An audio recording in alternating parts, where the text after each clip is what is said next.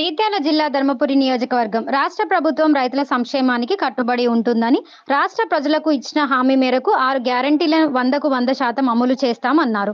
ప్రాథమిక వ్యవసాయ సహకార సంఘం వారి ఆధ్వర్యంలో ధర్మపురి మండలం దోనూరు గ్రామంలో 15 లక్షల వ్యయంతో మరియు కమలాపూర్ గ్రామంలో 11 లక్షల వ్యయంతో, నేరెళ్ల గ్రామంలో 34 లక్షల వ్యయంతో నూతనంగా నిర్మించిన ఎరువుల గోదాములను మంగళవారం రోజున ప్రభుత్వ విప్ ఎమ్మెల్యే అడ్లూరి లక్ష్మణ్ కుమార్ ప్రారంభించారు.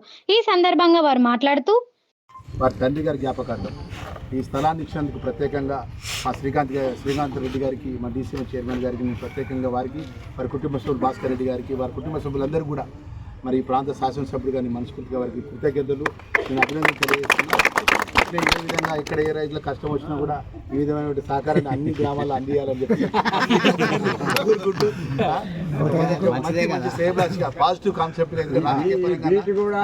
మీడియా రాజకీయ పరంగా ప్రభుత్వ పరంగా రైతులు దేవుడు వారికి అన్ని విధాలుగా ధైర్యాన్ని శక్తిని కోరుకుంటారు.